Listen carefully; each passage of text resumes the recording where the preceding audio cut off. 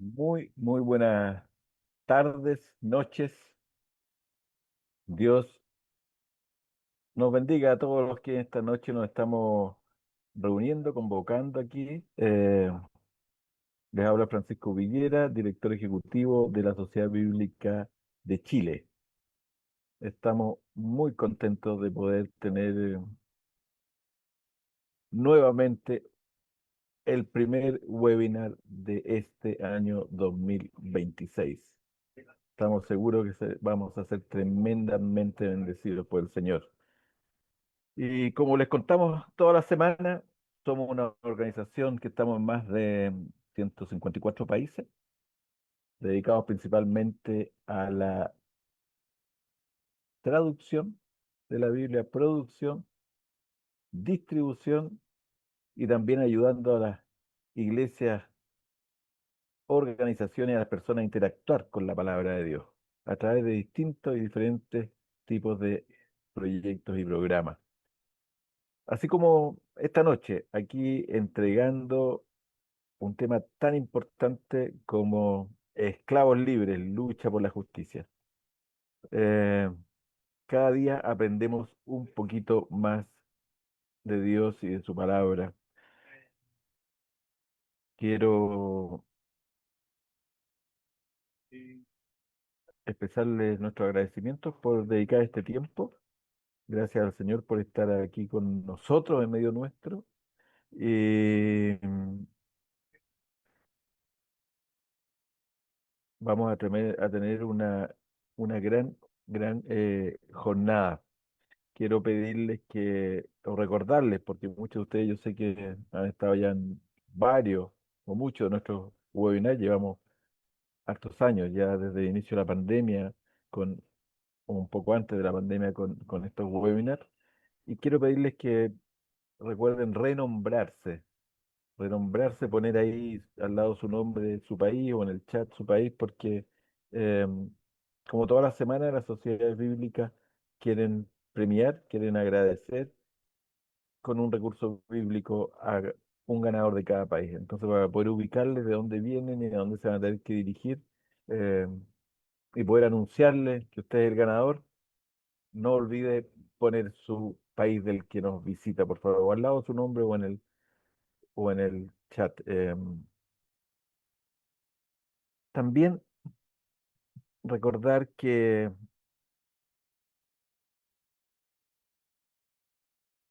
una de las acciones más importantes de nosotros como organización es la traducción, y ahí empieza nuestro trabajo.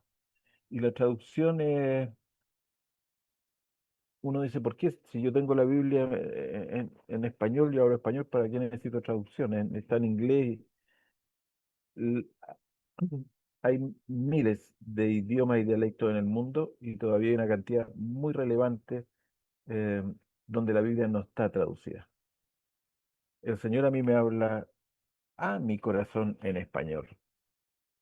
A nuestro querido hermano pastor que hoy día nos va a traer esta conferencia, el Señor le habla en papiamento.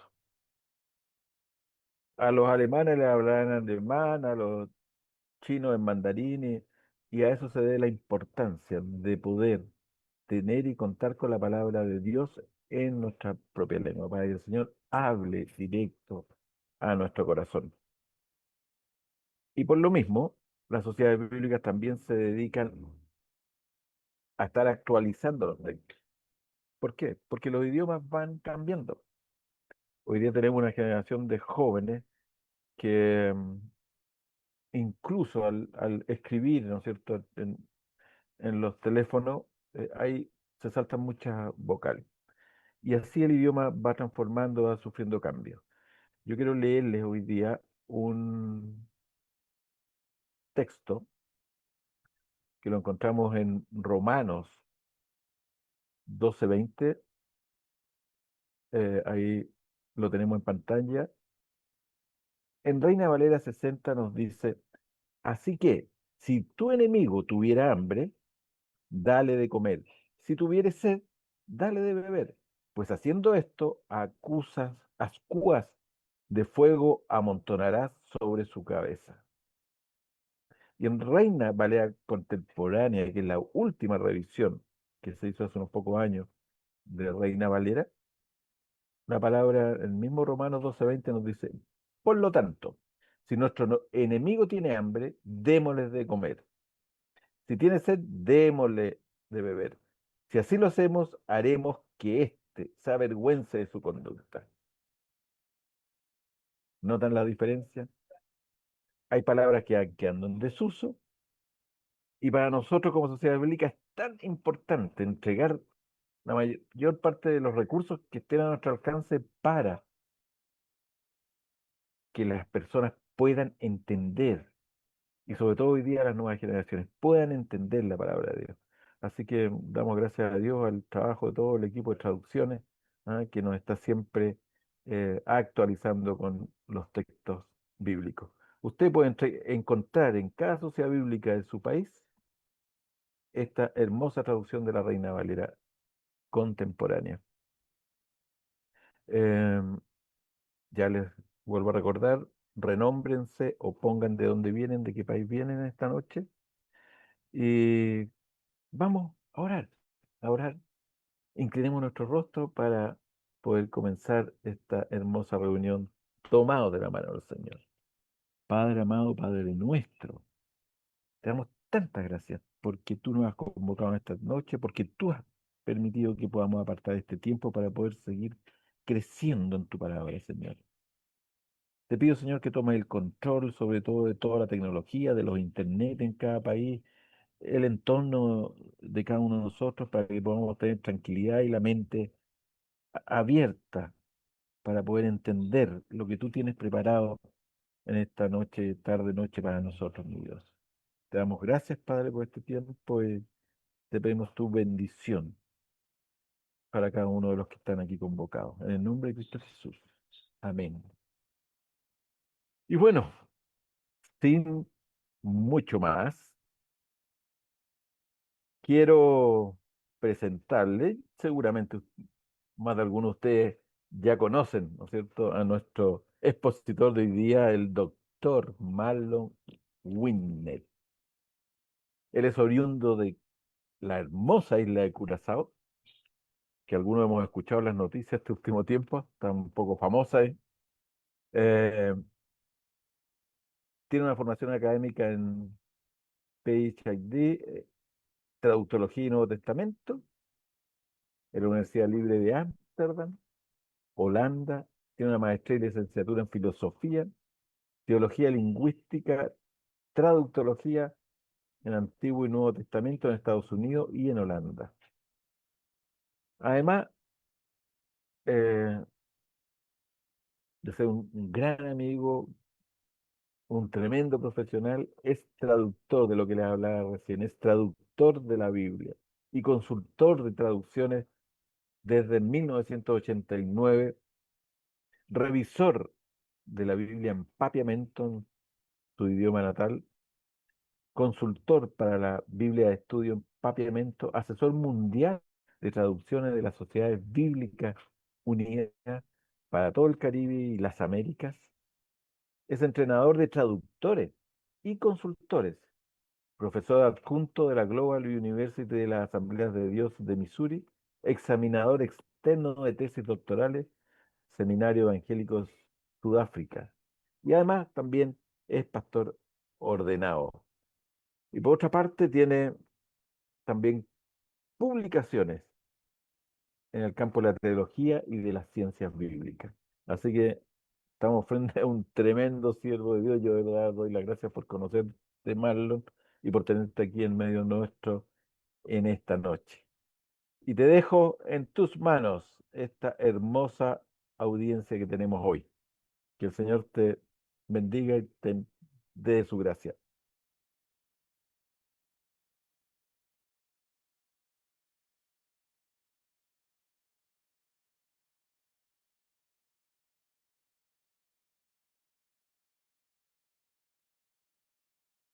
Marlon está con el micrófono apagado. Sí. Ah, sí, gracias, hermano Francisco. Gracias, Ronald. Gracias al hermano Ronald también que nos está ayudando. Justo estaba diciendo gracias al hermano Ronald que nos está asesorando con la parte tecnológica. Bueno, un placer estar con ustedes. Feliz año nuevo todavía, año de bendición. Un gusto estar con ustedes. Vamos a tratar de tocar algunos temas acá, eh, por lo que nos queda el tiempo. Voy a compartir pantalla.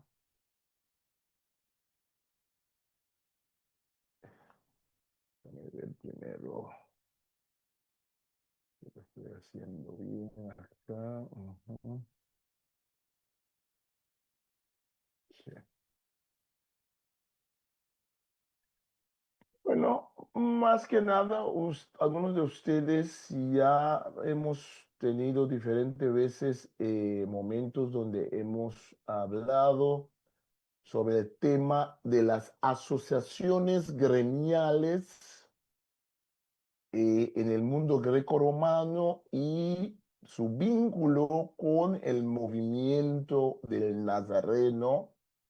Una de las cosas más importantes en el movimiento de Jesús de Nazaret es ese gran milagro por parte, una parte teológica espiritual, que un grupo pequeño de una provincia que para los romanos no significaba mucho, que los romanos menospreciaban, como era Israel, que desde allí lo que la gente pensaba, hijo de un carpintero, un tipo profético, los que no sabían los detalles de Jesús, uno de esos movimientos mesiánicos que habían muchos en la Tierra Santa en el siglo primero, que ese grupito, después de un siglo, muy rápidamente se esparce por todo el mundo greco-romano.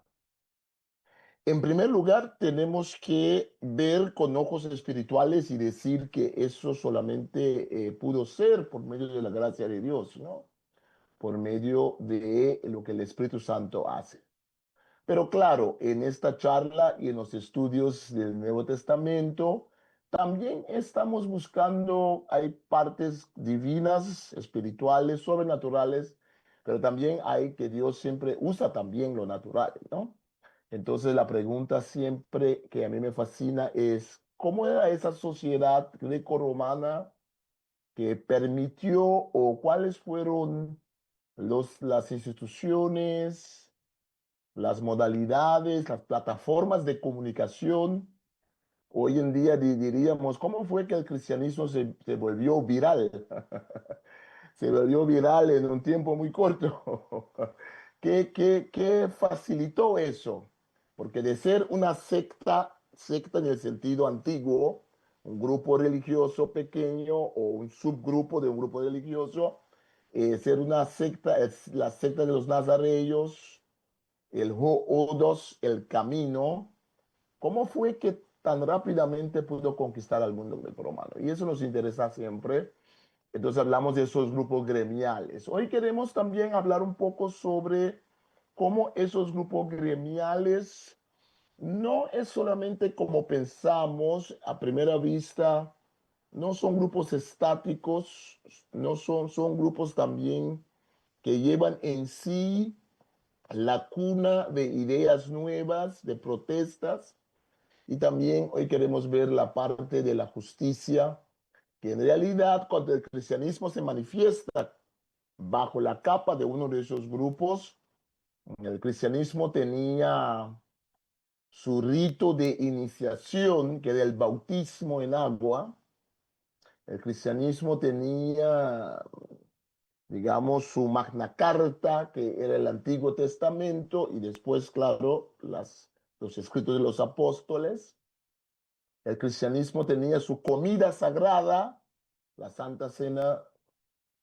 Así también los grupos gremiales grecorromanos tenían también sus ritos de iniciación, tenían también sus documentos sagrados o no sagrados, depende. Habían grupos gremiales de panaderos que tenían, claro, su tema era más su oficio, pero siempre vinculada con los dioses y con la parte religiosa. Entonces, para los grecorromanos, el cristianismo en su primera manifestación lo reconocieron como otro grupo, otra asociación. Salió un libro el año pasado que se llama Labor, Sindicatos y Resistencia en el Imperio Romano, y el libro se llama Huelga, Huelga en inglés. Es un libro súper interesante de uno de los grandes expertos en el mundo greco-romano, una señora joven que ha hecho una tremenda investigación, y pensé que sería bueno compartir un poco con ustedes. Esto viene fresco de la academia. El año pasado estaba en una conferencia en noviembre, ya conocí, ya tenía el libro, pero también pude interactuar con la señora Sara, la profesora Sara Bond.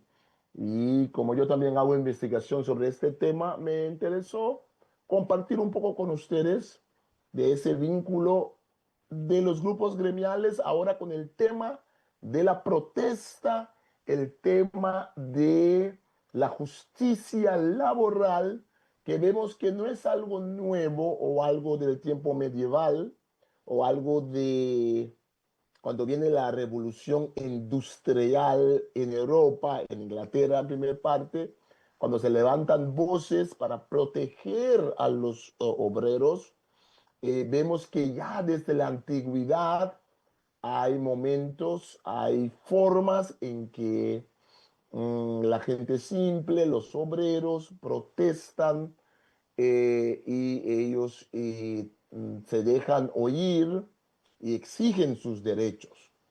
Eso es muy interesante. Y claro, cuando vemos el Nuevo Testamento, no nos tiene que sorprender entonces que el mismo evangelio, el evangelion, las buenas nuevas de Jesucristo para estos obreros, esclavos, gente simple, gente oprimida, pudieron reconocer en el mensaje de Pablo, en el mensaje de los apóstoles, un mensaje emancipatoria, un mensaje de redención, no solamente espiritual, pero también un mensaje que abre puertas para cambios en su posición social.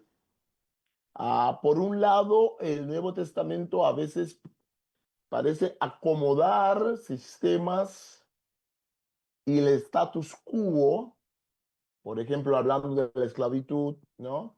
Pero por otro lado, dentro de esos textos, vemos que los primeros cristianos están en realidad sembrando la semilla de cambio en forma a veces diplomática, a veces muy sabia, a veces escondida, pero en el mismo evangelio que predica Pablo. Por ejemplo, si vemos la carta de Pablo a Filemón, abogando allí, intermediando allí para Onésimo, el esclavo fugitivo, vemos que dentro de la formulación que da Pablo, hay también una formulación ahí redentora, que todos somos iguales en Cristo, ¿no? Y en Gálatas, Pablo define el Evangelio también en esta forma. En Cristo no hay hombre, no hay mujer, no hay esclavo, no hay libre, no hay griego, no hay judío, en el sentido soteriológico, en el sentido de salvación, en el sentido de... Entonces, eso tuvo que haber causado,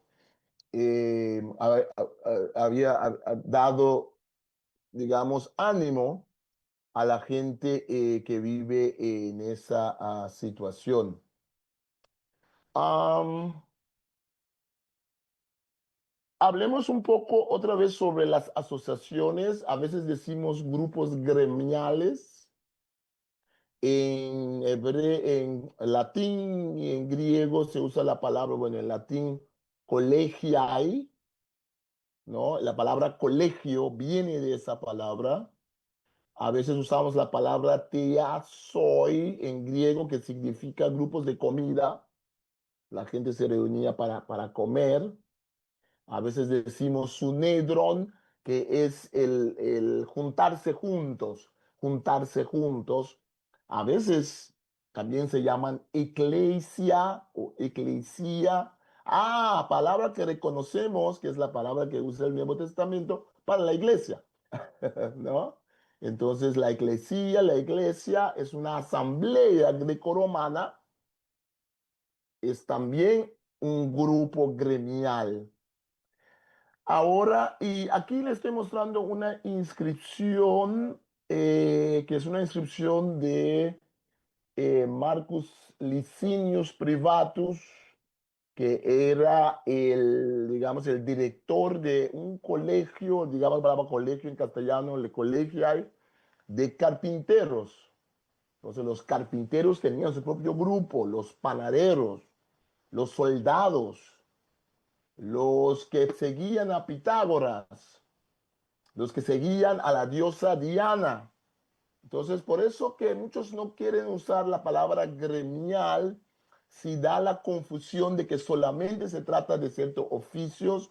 No, por eso usamos la palabra asociaciones, porque eso indica que es un grupo muy diverso. El mundo greco-romano se movía por medio de estos grupos, ¿no? Am, una asociación romana podía cumplir tanto funciones sociales como económicas. Ambas realidades podían coexistir al mismo tiempo. Había un tiempo donde los eruditos se peleaban entre sí, como siempre, para definir las asociaciones. Algunos decían que solo eran para el aspecto económico. Pablo probablemente pertenecía a un grupo gremial, ¿no?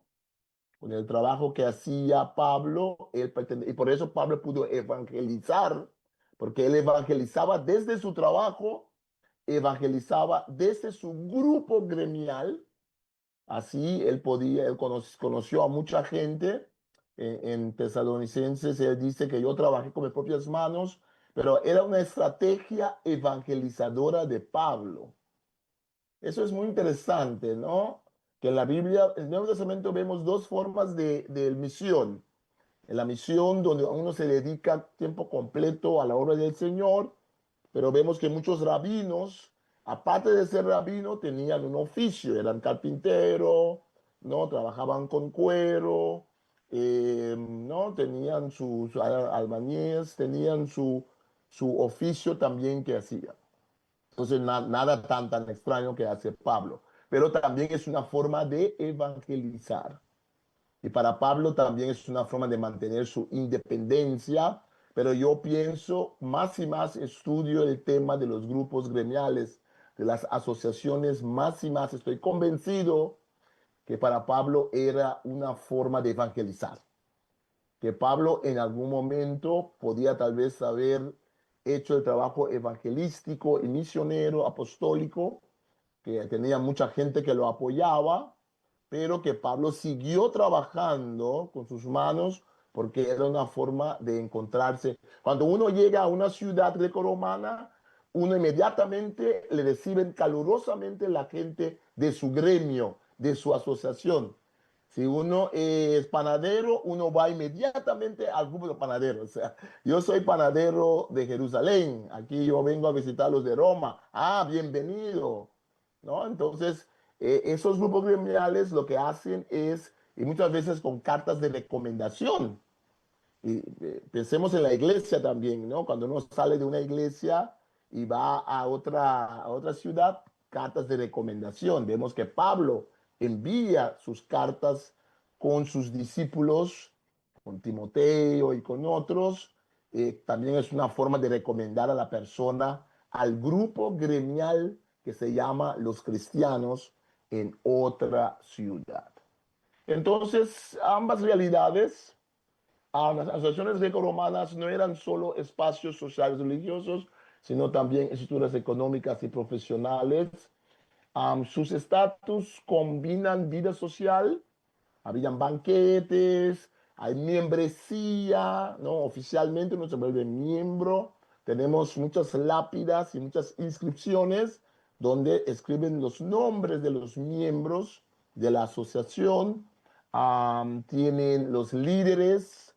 A veces se usa la palabra presbíteros, que significa anciano, para los líderes. Otras palabras, episcopos, la palabra que usamos, palabra obispo, la palabra obispo del Nuevo Testamento, episcopos, el quien da supervisión sobre, episcopos, scopeo significa monitorear, ver, vigilar, cuidar.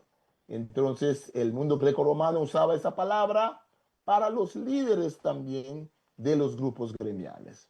Hay muchas palabras que usaban, depende del grupo, ¿no? Entonces la vida social, entierros, muy importante en el mundo greco-romano, era tu entierro. Era muy importante para todos los grupos. Había un aspecto espiritual de vida post-muerte, pero también un aspecto social. La viuda, ¿qué vamos a hacer con la viuda que se quedó sin marido? Que en esa sociedad necesita el amparo de un hombre.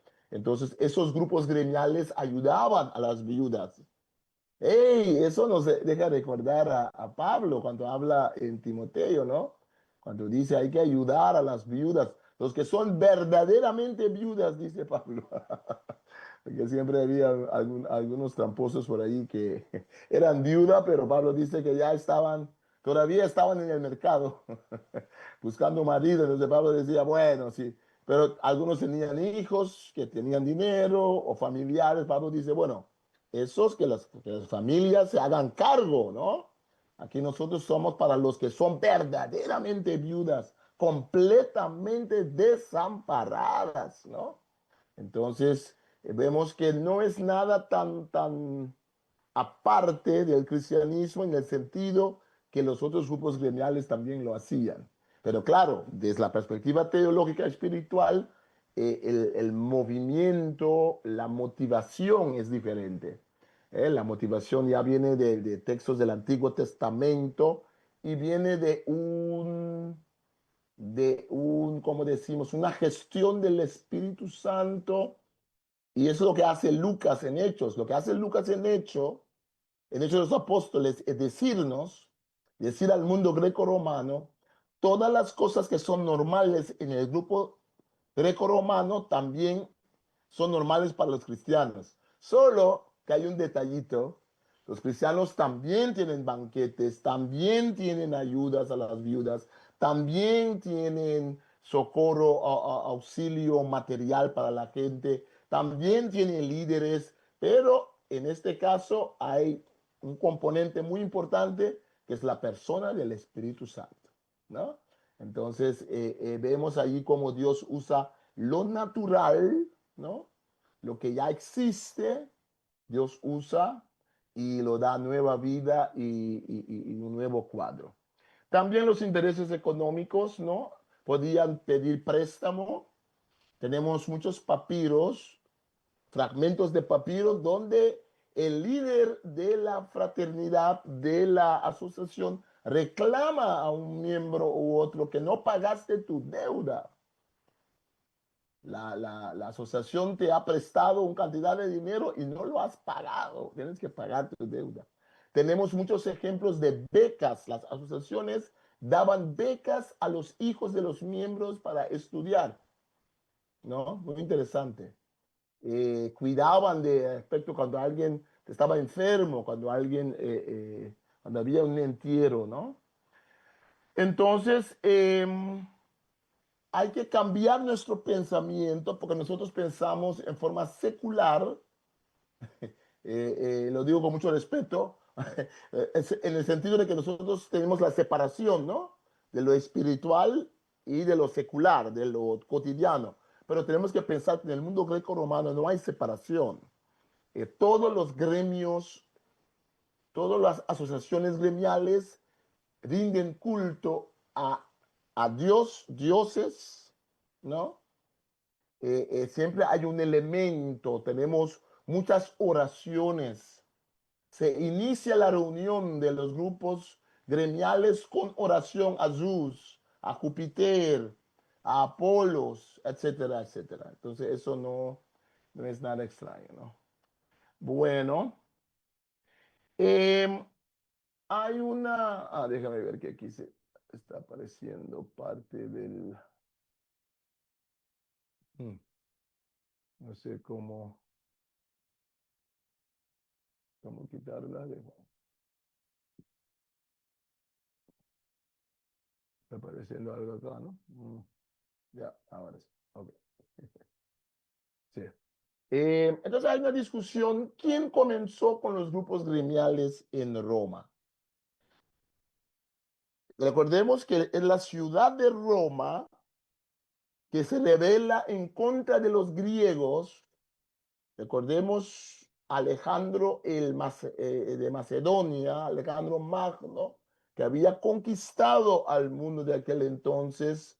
Fijamos muchas veces la fecha, año 330, 33 por allí, antes de Cristo, el joven general macedónico que va por el mundo, hijo de Felipe, va y conquista el mundo de aquel entonces y el mundo es helenizado bajo el yugo de los helenistas, pero también culturalmente el idioma griego, los dioses griegos, costumbres griegas, ¿no? Se diseminan por todo el mundo de aquel entonces. El general jovencito llegó, bueno, joven para nosotros, 30 y pico de años, llega hasta el río Indus en la India. De regreso muere en una batalla y su reino se divide en partes, ¿no? Ahora los romanos se rebelan en contra de ellos y después poco a poco los romanos van conquistando la cuenca mediterránea y los romanos se vuelven en el nuevo poder. Hay una discusión entre los romanos por medio de diferentes historias y mitologías de cómo se inició Roma, la ciudad de las siete montañas, porque hay siete montañas a lo largo del río Tíber, y cómo inició, ¿no? Hay toda la historia de Rómulos y Rémulos, que eran dos huérfanos que fueron nutridos por lobos. Eso es interesante porque la palabra lobo en latín, lupos, hay muchos expertos que dicen que se usaba también para referirse a prostitutas, loba en ese caso. Entonces hay algunos que dicen que lo que está haciendo la mitología lo plasmó como animales, como lobos, pero en realidad que lo que está diciendo la mitología es que Roma se fundió a base de gente pobre, gente marginada, ¿no? Hijos de prostitutas, para decirlo así, ¿no? Eso es interesante. La ciudad de Roma goza de varias historias legendarias de origen. La de Rómulo y Rémulos ya conocemos. Dice que el año 21 de abril 753 antes de Cristo,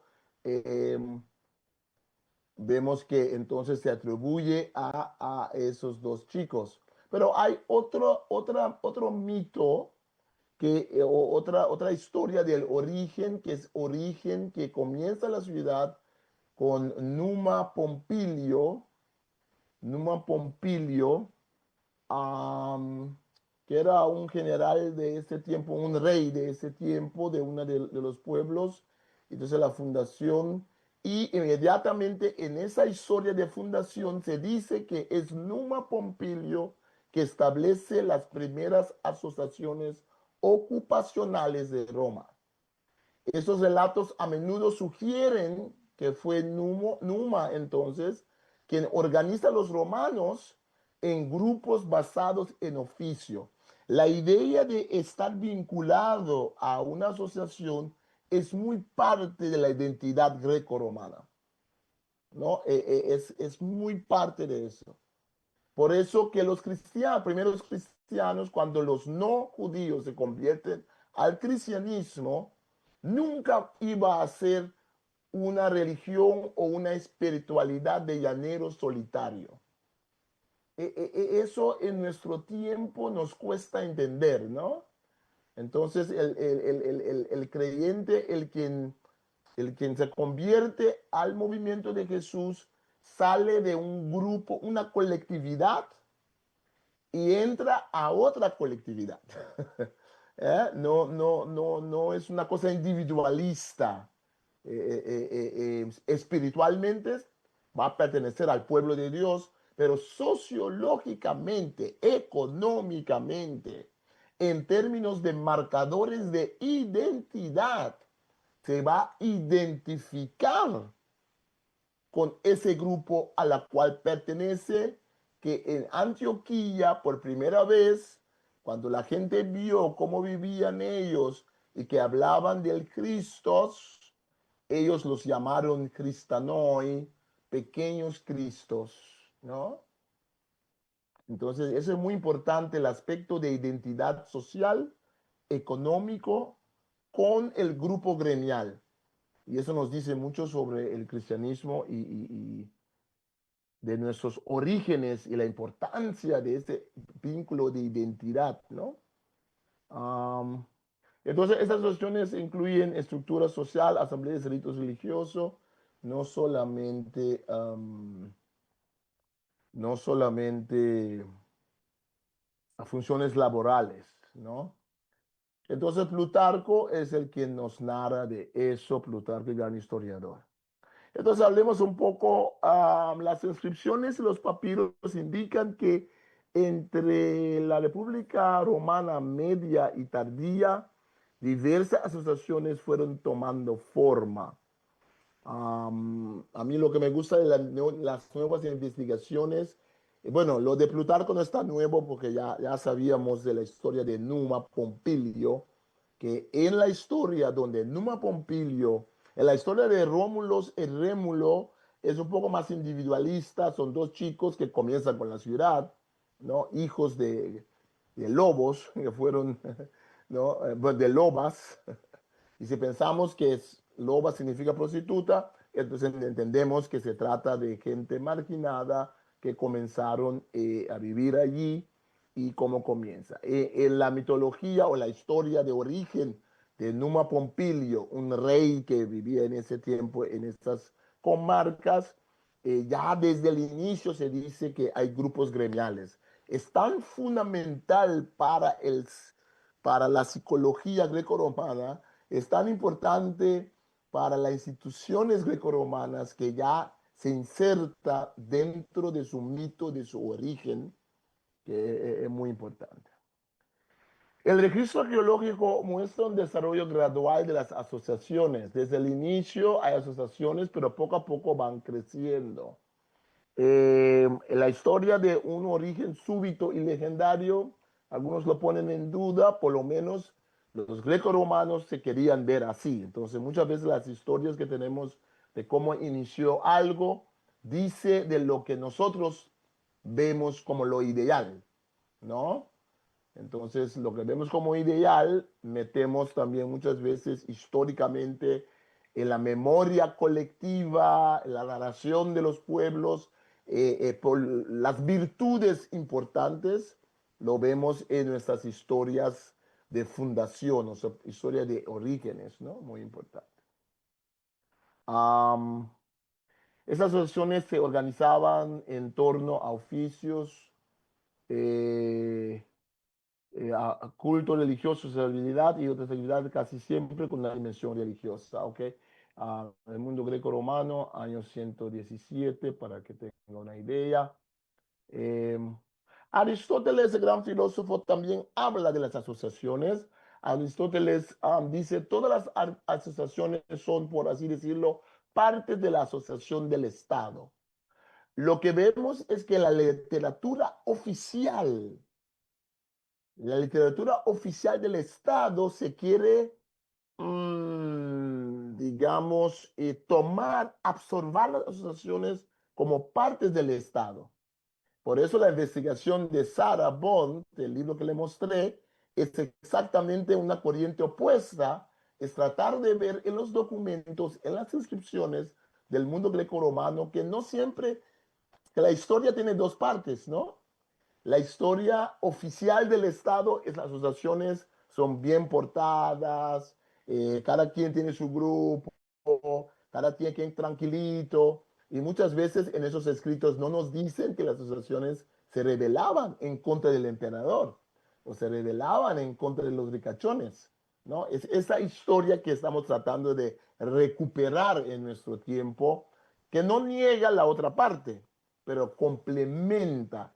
Muchas veces son dos realidades y en nuestro tiempo también vemos eso, ¿no? En nuestro tiempo, si tomamos, por ejemplo, por ejemplo, si yo, no, si yo vengo de Marte y yo tomo la ley de tráfico de su país y yo leo allí que cuando la luz es roja hay que parar, cuando es naranjada se puede ir dependiendo, cuando es verde ahí se puede pasar. Entonces yo voy a pensar en esta sociedad cuando la luz es roja, entonces si yo voy a escribir de su pueblo, yo voy a decir, en esa sociedad, la gente es muy precisa cuando se dejan dominar por el color de las luces en el tráfico, ¿no? Eh, cuando las luces rojas, todos paran. Pero sabemos que eso no es cierto. Eso es lo que el documento oficial dice. Pero la comportación, el comportamiento de la gente en la comunidad, hay una diferencia. Así de la misma forma, podemos ver que a veces hay leyes o hay cosas que se dicen desde la élite, pero el pueblo mismo, porque el pueblo mismo que tiene que luchar para sobrevivir, ¿no? A veces va a encontrar formas para sobrevivir que van en contra de la ley oficial, ¿no? Porque a veces la ley oficial no es justa, ¿no? Entonces los grupos gremiales también tenían ese aspecto, ¿no? Entonces, Aristóteles representa ese aspecto oficial. Las asociaciones antiguas reducían riesgos y costos, generando confianza y capital social. Esa es la buena parte donde convergen intereses sociales y económicos, surge también la dimensión política, ¿no? Entonces, esta forma de ver las asociaciones es de verlas como parte del Estado, parte de la polis, ¿no? La ciudad, la gobernación de la ciudad. ¿Sí? Hay leyes también que hablan de eso, ¿no? Pero existe una amplia brecha entre la legislación prescriptiva y la realidad social. Las leyes antiguas reflejan las ansiedades del Estado frente al crecimiento no regulado de asociaciones, más que su eliminación efectiva. Vemos que muchas veces cuando hay una ley es porque hay un problema, ¿no? Cuando hay leyes muy específicas es porque la gente no se comporta bien. Entonces, hay una ansiedad del Estado porque los grupos gremiales van creciendo y cada quien hace su cosa, ¿no? Pero tenían cierta cosa en común, por lo menos quemar incenso al emperador.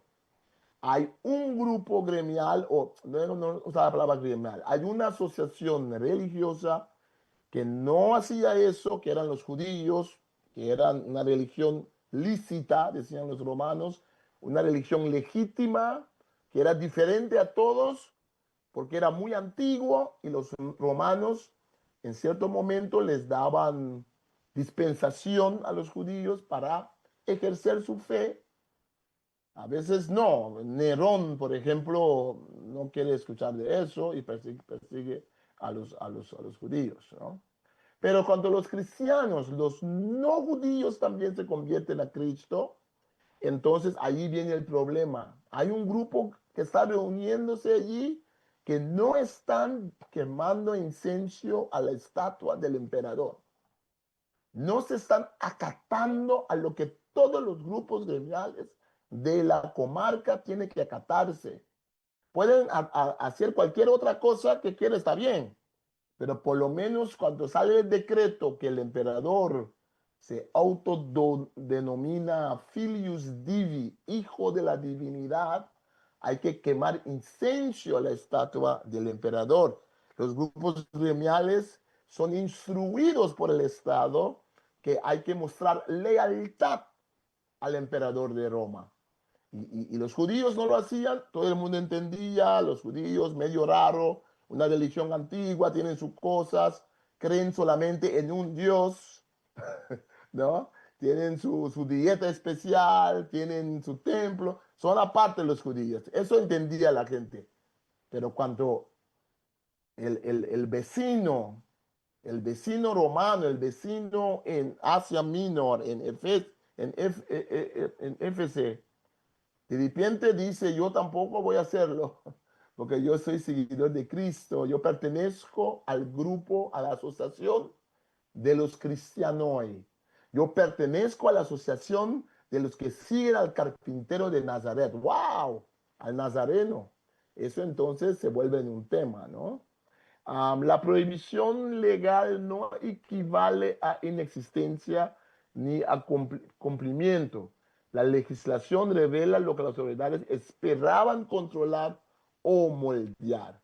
Entonces, los cristianos, habían ya grupos que se rebelaban en contra. Por eso, en parte, Pablo y los primeros cristianos trataban primero de acomodarse a ciertas leyes romanas para que los romanos no pensarían que el cristianismo es parte de esos grupos anarquistas en contra del Estado. En primer instante, Pablo dice en Romanos, obedezca a todas las autoridades, Romanos 13, ¿no? Hay costumbres que las mujeres tienen que acatar, porque los grecorromanos hacían eso. Entonces, en primer instante hay ese acomodo, pero menos un tema, que es el tema de la adoración a Dios, ¿no? En ese tema, los primeros cristianos no se querían acatar. Entonces, el mundo greco-romano consistía de patricios que pertenecían a familias ricas, los clanes fundadores de Roma. Um, Al principio eran el único grupo con plenos derechos políticos y religiosos. Su estatus era hereditario, los patricios tenían un papel social político muy importante, eran los ricachones, el Senado, ellos gobernaban a Roma y después al imperio, bajo la república, después viene el imperio con el emperador, primero hay la república, ¿no? Las magistraturas superiores, cónsules y pretores, piensen en Poncho Pilato era un patricio, ¿no? Viene de la familia de los patricios. Los cargos religiosos también. Entonces controlaban gran parte de la tierra, la riqueza y las redes de poder. Los patricios y tenemos a los plebeyos, patricios y plebeyos. El genio del cristianismo, el genio del cristianismo fue de tener un mensaje salvadora, un mensaje redentora, espiritual, pero también un mensaje redentora social para los grupos marginados, los plebeyos, pero sin excluir a los patricios. ¿Sí? Entonces el genio era que si pertenecías al grupo élite, tú también te podías convertir al cristianismo. Pero ojo, cuando tú entras a este gremio social, cuando tú entras a esta asociación de los cristianoi, cuando tú quieres ser parte, ser miembro de esta organización, de esta agrupación, cuando entras allí, eres igual a los otros. Eres igual al panadero espiritualmente, ¿no? Vas a lavar los pies del copero, vas a lavar los pies de la gente simple, porque en Cristo somos hermanos, en Cristo somos adelphoi, en Cristo somos cada uno delante de Dios. ¿Hay diferencias sociales? Sí, pero cuando entramos a la Santa Cena, dice Pablo, ustedes los patricios que llegan allí con su comidita muy rica, su comidita de lujo, que comienzan a comer y no piensan en los pobres, en los plebeyos, que también Pablo dice, no, no, no, eso aquí no. Eso tal vez en otras asociaciones se hace, ¿no? Que los ricachones se juntan para comer y comen primero y después los pobres vienen, ¿no? Con su lata de atún y su lata de, ¿no? Su cosa simple. Pablo dice, no, aquí no. Aquí hay que reconocer al cuerpo de Cristo. Hablando ahora no teológicamente, que todos sabemos la parte rica teológica, digámoslo ahora en forma sociológica, económica del mundo greco-romano. Reconozcamos que no importa si somos plebeyos o patricios, no importa el origen de nuestra familia, aquí reconozca que todos somos iguales. Reconozca aquí que todos somos salvos en la misma forma, ¿no? No hay una forma diferente de ser salvos. Bueno, entonces eso de plebeyo y patricio es muy importante. Los plebeyos, la mayoría de la gente eran plebeyos, campesinos, artesanos, comerciantes y libertos, esclavos que se habían liberado. Veo que voy para 45. Me regalan 10 minutos más, ¿eh? ¿Está bien? 10 minutos más. ¿Sí? Um, entonces, esta situación entre los plebeyos y los patricios, esa situación de tensión. Y recordemos que, por ejemplo, los emperadores y sus familias, como los Julios, Julio César y todos estos, esas familias que eran familias de los nobles, ¿no? Esa gente había siempre una situación de tensión, había una situación de injusticia a los plebeyos, ¿no? Esa tensión resulta en lo que se llama el conflicto de los órdenes, siglo V hasta 3 antes de Cristo, donde los plebeyos comienzan a rebelarse en contra de la situación. Entonces, por primera vez hay tribunos de la plebe. Primero, solamente la gente de la familia de los patricios, pero ahora también se incluye a gente más simple, ¿no? De la comunidad para que puedan ser parte del Senado. Entonces hay un cambio allí ya en el mundo greco-romano. Um, entonces, aunque los patricios pertenecían a la élite tradicional de Roma, no eran el grupo principal que formaban asociaciones voluntarias. Los colegia solían estar compuestos por plebeyos, artesanos, libertos, esclavos. Recuerda que Pablo dice a los corintios, no muchos de ustedes son de familias importantes, son de orígenes nobles, ¿no? No son patricios ustedes, está diciendo Pablo, no, son plebeyos, ¿no? Son plebeyos. Um, y también de los esclavos. Entonces, ahora estas asociaciones se convierten en focos de protesta social. En las asociaciones vemos los primeros sindicatos que llamamos Collegia Opificum, los que iban en contra de la sociedad, um, que reclamaban los derechos de los trabajadores, por ejemplo, o los derechos del grupo étnico que vivía en esa ciudad, ¿no?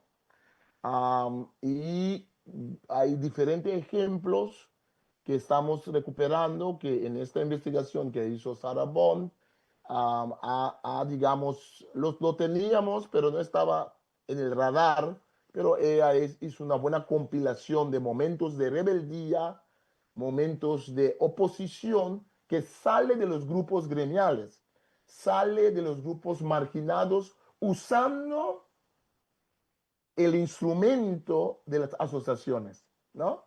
Entonces allí vemos que las asociaciones se vuelven en una cuna de rebeldía en contra, rebeldía, o digámoslo en otra forma, se vuelve en espacios para buscar justicia, ¿no? Justicia social, justicia económica, ¿no? Un gran ejemplo de cómo, por ejemplo, los esclavos se rebelan en contra del sistema. Es la famosa historia de Espartacus, um, que era un gladiador de Tracia, y él lidera una gran rebelión de personas esclavizadas, ¿no? Um, Años 73 a 71 antes de Cristo.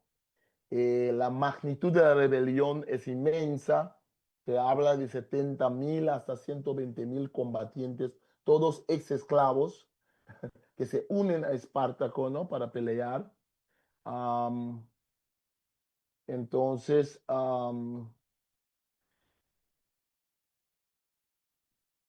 lo que hace es que como había crecido mucho el sistema de esclavitud, habían gente romana que se volvían esclavos por tener deudas, ¿no?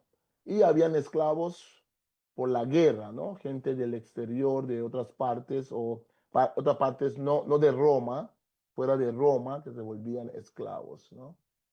Entonces, esta rebelión de Espartacus es muy importante en marcar una gran rebelión en lucha por justicia social.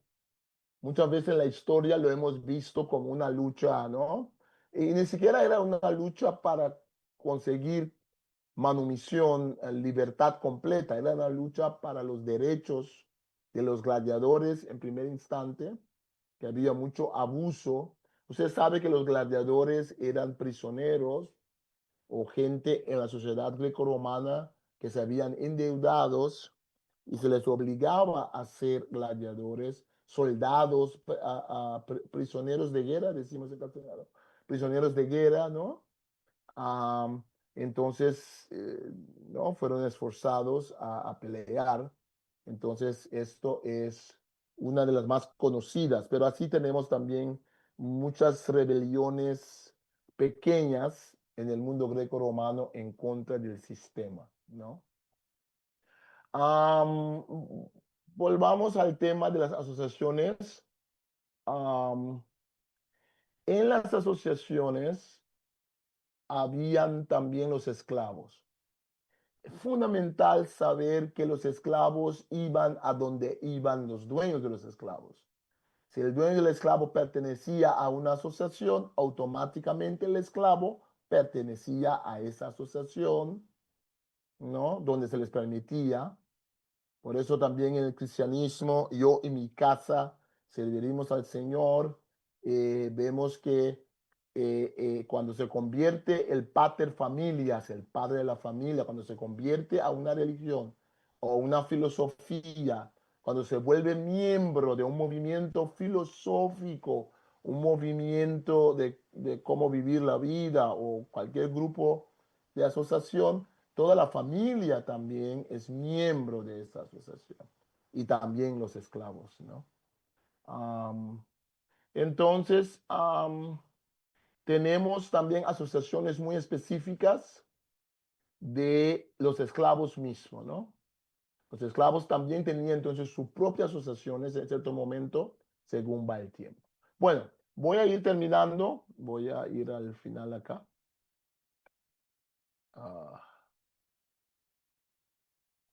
Entonces, los primeros sindicalistas en realidad eran los grupos gremiales de los del teatro.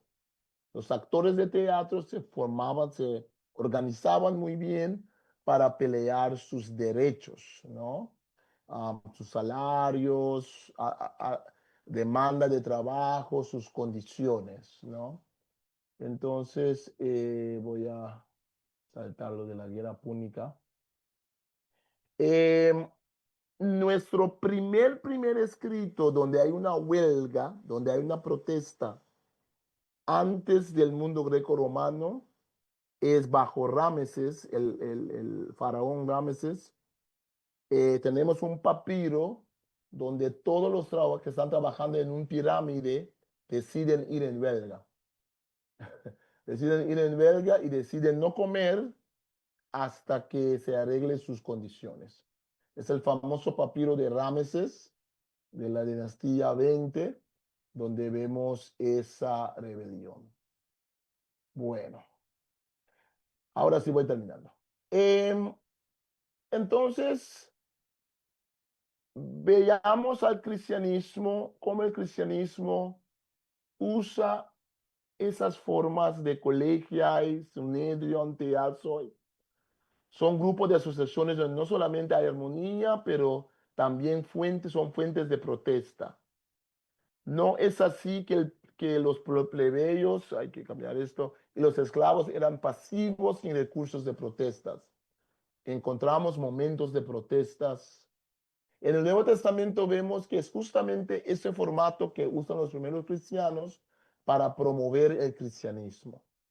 El Evangelio tiene un mensaje de posibilidades nuevas para liberarse de la situación. No muchos de vosotros eran sabios según los criterios humanos. No muchos eran poderosos ni de alta posición social. Pero Dios ha escogido lo que es necio en el mundo, lo que son los plebeyos, lo que son los de la familia, y los que son de los grupos que no son vistos con buenos ojos, ¿no? Para avergonzar a los sabios, lo débil para humillar lo fuerte, lo bajo y despreciado, y lo que no es para anular lo que es. El Evangelio de Cristo Jesús, las buenas nuevas, quepa muy bien con el deseo, con el afán para justicia laboral, no solamente espiritual, que es lo más importante para nosotros como cristianos, pero quepa muy bien con esta tendencia y estos movimientos dentro de las asociaciones para conseguir justicia. Justicia para los trabajadores, justicia para los esclavos, justicia para la gente marginada. Gracias. Muchas gracias a ti, querido Marlon. Tremenda y gran exposición. Increíble, increíble poder reconocer y darnos cuenta de esto, de que las asociaciones, que los grupos gremiales no son parte del día de hoy, sino que parte de nuestra historia y las necesidades de la humanidad, ¿no es cierto? Y en este caso el cristianismo de la época. Eh, Hermoso, hermoso poder seguir creciendo, te lo agradezco. Te vamos a dar un minuto ahí de descanso. Vamos a tener la oportunidad de hacer un par de preguntas en un minuto más, mientras Marlon descansa un segundo ahí, después de una hora de charla que nos ha compartido.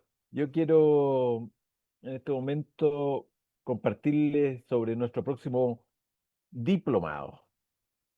Ya saben que la Sociedad Bíblica también hace varios años estamos desarrollando eh, módulos de diplomado y, y en esta oportunidad, para ahora fines de enero, el 31 de enero, vamos a dar inicio a este diplomado en Sabiduría Bíblica para tiempos desafiantes. Interesante, ¿eh? Al menos el título, ¿no es cierto? Nos plantea ahí a ver cómo debemos ser, cómo debemos estar eh, posesionados, ¿no es cierto?, para estos tiempos en que vivimos, yo creo, ¿ah? No son tiempos distintos para muchos de nosotros y tiempos desafiantes. O sea, yo creo que esta generación que estamos aquí presente es la generación que más cambios ha vivido, sobre todo lo tecnológico, ¿no es cierto?, durante nuestra vida. Así que, sin duda alguna, son tiempos desafiantes y que hay mucho por seguir aprendiendo. Así que invitarlos. Son 8 módulos, todo igual que esto, totalmente online.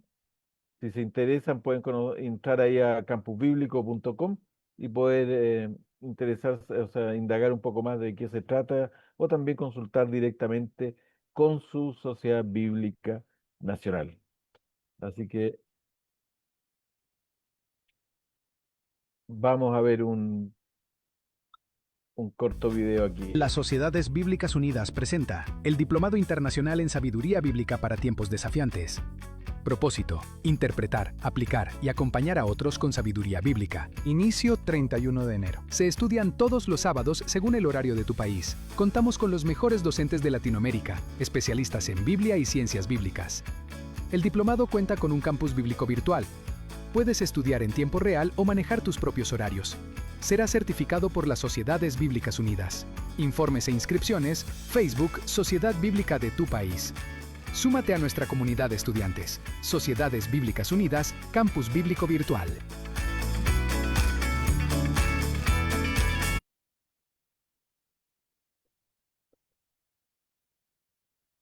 Bueno, ahí está, se los dejamos y esperamos algunos de ustedes volver a encontrarlos ahí el día 31 de enero.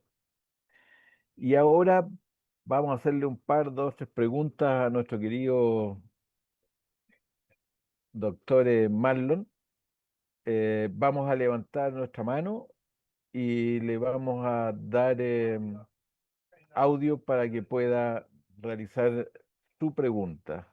Así que agradeceré que pueda, el que tenga alguna pregunta en vista, pueda levantar su mano y tener la oportunidad de que Marlon pueda, no sé si dar una respuesta o entregar un comentario acerca de su inquietud o consulta.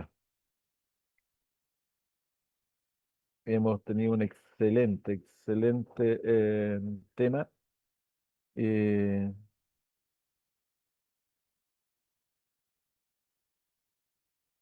ya,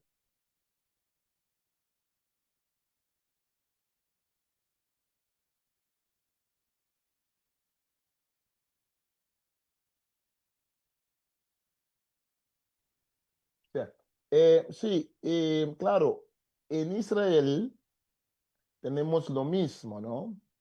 Los rabinos forman su propio gremio. Los carpinteros tienen su propio gremio. Por eso también que se refiere a Jesús como el carpintero, ¿no? Por eso también que no se quiere aceptar a Jesús como líder espiritual, porque esa cosa también de los grupos gremiales más precisos y tradicionales no aceptan a una persona como tal, como tal. Hay ritos de iniciación, hay que ser parte de ciertas familias para ser parte de ciertos gremios. Justamente la parte espiritual, si hablamos, eso ya viene del Antiguo Testamento, claro, pero en el tiempo de Jesús, esos grupos, sectas judías, para decirlo así, como los fariseos, los saduceos, ¿no? Cada grupo también tiene su identidad. Entonces, eso también es parte del tema de Jesús con los fariseos y los líderes. ¿Dónde ubicar a Jesús? ¿Cómo puede ser que viene de Galilea y no ha cursado, no se ha sentado a los pies de ningún rabino y es rabino? ¿No? Entonces, el aspecto del grupo gremial de identidad también afecta al cristianismo. Pero por eso cuando Jesús comienza, no es nada extraño que Jesús comienza con los discípulos, tiene sus 12 discípulos, bueno, pero tiene primero los discípulos, escoge los 12 apóstoles y conforman como grupo. Eh, em, entonces, los grupos mesiánicos, había muchos grupos mesiánicos, eran un líder, un rabino, un profeta, así llamado profeta, que tenía sus discípulos, ¿no? Entonces, antes de Jesús ya había y después de Jesús también hubo grupos así de proféticos o mesiánicos. Eh, Todo el mundo se manifiesta en forma de grupos para dar enseñanza, ritos de iniciación, etcétera, etcétera. ¿Usted recuerda cuando los discípulos dicen a Jesús, hay un tipo que está sacando demonios en tu nombre? Ese tipo no pertenece a nuestra asociación. Jesús dice, no, basta con ese cuento de asociación. Ese evangelio es para todos. Ese evangelio derrumbe barreras étnicas y barreras de asociaciones. Es un evangelio que va más lejos. muchas gracias, Marlon. Eh, n- ¿Hay alguna manito levantada? ¿Alguien que quiera hacer alguna otra pregunta? Ronald, ¿no tienes tú por ahí en el chat alguna otra pregunta? No se ve, no se ve.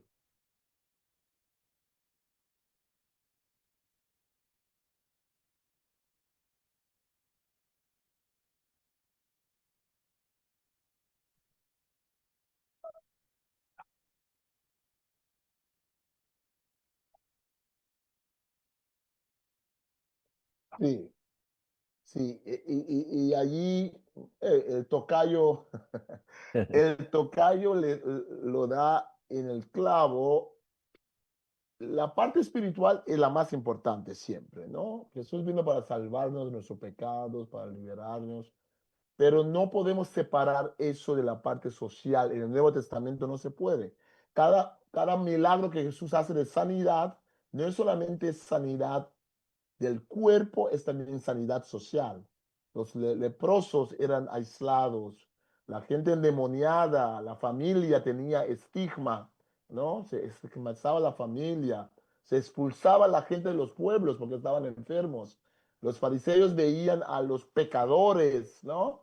Entonces, todas las cosas que hace Jesús tienen implicaciones espirituales eternas, amén. Porque a veces la gente se vuelve un poco belicosa cuando uno dice que hay un aspecto social, ¿no? Eso no está diciendo que no hay un aspecto espiritual, pero los dos van juntos para Dios. La palabra sosomai, salvar, salvación, ¿no? Tiene que ver con todo el cuerpo, el alma, el espíritu, la posición social del ser humano. Entonces sí, hay muchas parábolas de Jesús, hay parábolas de Jesús donde podemos ver, por ejemplo, una parábola como el mayordomo infiel, que nos cuesta mucho entender. Puede ser que es una parábola que sale de esa lucha por la justicia de las personas campesinas, ¿no? De las personas que viven en Galilea, que fueron oprimidos por los latifundistas. Entonces, hay diferentes momentos donde vemos que Jesús está interesado no solamente en la parte espiritual, ¿no? Dele de comer, ya se está volviendo tarde, dele de comer a la gente, Jesús está interesado. Entonces, sí, yo pienso, el problema es cuando uno va a otro extremo, ¿no? Algunos ponen a Jesús casi como digamos, un Jesús marxista, un Jesús, un Jesús de la revolución, ¿no? Entonces hay que no abandonar el contexto del primer siglo. Es una cosa muy compleja, es una combinación de diferentes matices y a veces la gente se aprovecha tal vez para ir a otro extremo. Pero también es un extremo pensar que el Evangelio no tiene nada que decir sobre el aspecto material, social del ser humano. Son dos extremos, ¿no? O sea,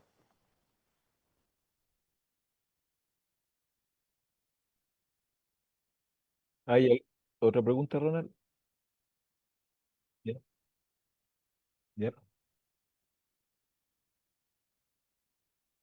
Sales dice, hago una pregunta en el tiempo de Jesús. Existían los piadosos, a donde se identificaba, pero posteriormente se hace un gremio, el ejemplo de Jesús. Y los gremios o grupos, ¿cuál sería ese ejemplo que lo trae a este tiempo actual? ¿Cuál sería ese ejemplo contundente? ¿Lo vivimos hoy o no? ¿Puede repetir la pregunta? No, Ya, no, no dice, escuché. hago una pregunta. En el tiempo de Jesús existían los piadosos, a donde se identificaba, pero posteriormente se hace un gremio, el ejemplo de Jesús y los gremios o grupos, ¿cuál sería el ejemplo contundente en el tiempo actual? Si es una En nuestro pregunta, tiempo. ajá, ahora lo trae, si, no sé si está Daniel, quiera decirlo de una mejor manera para poder abrir el micrófono de él. Porfa, Daniel, si me ayudas a entender un poco mejor la pregunta. Está. No se fue. Estoy ahí habilitando el micrófono, Daniel. ¿Se puede abrir su Ah, micrófono? sí, gracias. Ok, buenas noches a todos, saludos desde México. Saludos, Sí, Daniel. saludos. La diferencia, sobre todo en el tiempo actual en el cual nosotros estamos viviendo, de acuerdo a lo que sucedió en esos tiempos respecto a los diferentes grupos que había. En la actualidad tenemos muchísimos y bueno, hay una Ah, diversidad, sí. pero pues ¿cuál sería el ejemplo más contundente de seguir una línea como en el tiempo de Jesús o de los discípulos?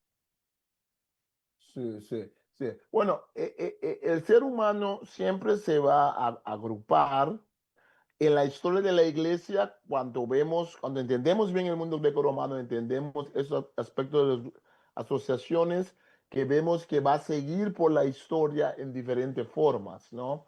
Hoy en día hablamos de denominaciones, por ejemplo, de iglesia, hablamos entonces nuestro concepto de iglesia es un poco diferente al del primer siglo o los primeros siglos incluso, ¿no? Em,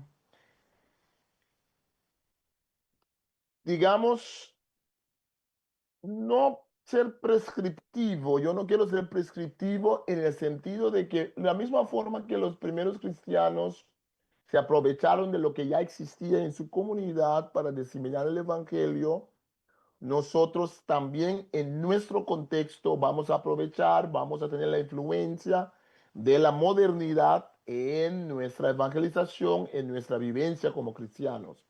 El cristianismo tiene que tirar raíces, ¿no? Dentro de una cultura, entonces siempre va a adaptarse por partes sin perder su esencia, ¿no? No perder su esencia a la situación. Entonces, en ese aspecto de grupos gremiales, tenemos otras formas de grupos gremiales. Tenemos tal vez de muchas iglesias, eso es otro tema, ¿no? Pero es la misma idea de grupos de asociaciones, ¿no? Lo que sí podemos decir como guía es que por lo menos vemos que el individualismo que nos ha afectado a todos. Hay culturas más individualistas que otras, pero en nuestro mundo globalizante, global, esa influencia de lo individualista nos ha afectado a todos. Allí tenemos que ver que en la Biblia, tanto desde el aspecto social, histórico, pero desde el aspecto teológico, por eso habla del cuerpo de Cristo, habla de una convivencia, una solidaridad, de una comunidad de fe. Y yo pienso que eso sería el aprendizaje, no importa cómo lo manejamos en cada tiempo, en cada país, porque va a haber variantes, ¿no? Va a haber adaptaciones, pero ese aspecto de que nuestro cristianismo, nuestra fe no es individualista, nuestra fe es colectivo, es comunitario. Y claro, yo soy responsable en frente de Dios. Por una parte, hay textos también que dicen eso, pero por otra parte, vemos que siempre estamos anclados dentro del cuerpo de Cristo, dentro de una comunidad de fe. Eso me parece importante resaltar desde la antigüedad hasta ahora, pero también en el aspecto teológico, bíblico, ¿no? Desde la Biblia, desde el Antiguo Testamento. No es bueno que el ser humano sea solo el cajal, la iglesia en el desierto, ¿no? La Septuaginta traduce la congregación de los hijos de Israel en el desierto de Sinaí. La palabra eclesía se usa a veces en la Septuaginta en griego. Entonces siempre se trata también del aspecto comunitario. Los salmos, ¿no? Oración comunitaria. Eso yo rescataría eso para nuestro tiempo también. Ok, muchas gracias, querido Marlon, por tu exposición, por tu tiempo, por tu dedicación, tu compromiso con la obra bíblica, con la traducción bíblica y el trabajo que realiza en todas las Américas. Em, yo sé que hay muchos de los presentes que están interesados en poder tener material sobre esto. Entiendo que en poco tiempo más se van a hacer unas publicaciones Sí. de estos temas relacionados, así que vamos a estar compartiendo con ustedes ahí la información para que puedan obtener y tener todo este material tan interesante, educativo y que edifica también nuestras vidas. Así que bueno, muchas gracias, reiterarte los agradecimientos, Marlon. Sé que estás en tiempo de vacaciones y has dejado ahí tus vacaciones de lado a esta hora para poder compartir con nosotros. Así que de verdad, doblemente agradecidos. Y vamos ya finalizando este webinar de hoy. Les dejo a Ronald para que pueda entregar los últimos avisos. Muchas gracias, Ronald. Gracias Francisco, gracias Marlon, de verdad estoy muy contento por la exposición, nos desafía mucho a poder analizar, pensar en la palabra de Dios sobre estos Está sin temas. audio, Ronald. Perdón, ahora sí. Gracias, Francisco, Marlon. De verdad, estos temas me llaman mucho la atención porque ayudan a pensar, a analizar y profundizar en la palabra también. Gracias, Marlon. Muy bien. Quería indicar en este tiempo los ganadores del recurso bíblico, y voy a nombrar desde Perú a Abilio Toribio López. En Ecuador, Johncina Amador. En México, Zabalta Eguizar. En Guatemala, Marito Herrera. En Colombia, Dianit Parra. Y en Costa Rica, Luis Avilés. Si sus nombres los escucharon en este momento, por favor pueden comunicarse con la Sociedad Bíblica de su país, indicarles que fueron favorecidos en un recurso bíblico, y ellos con mucho gusto los van a atender, y bueno, ahí van a conocer el proceso para que ustedes puedan recibir este material. Para ir culminando, voy a compartir pantalla para indicar que se viene la próxima semana.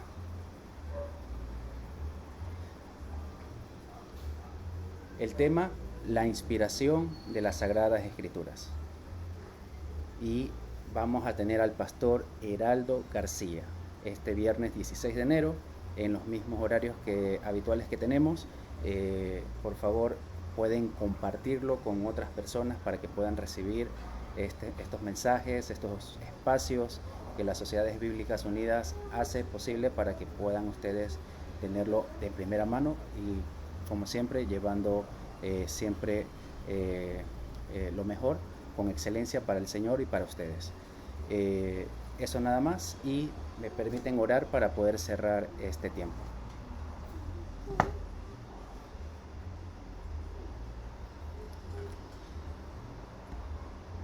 Gracias, Señor, por permitir que en este inicio de año, agradecerte todas las bondades que haces en medio de nosotros. Iniciamos con este webinar en el primero del año.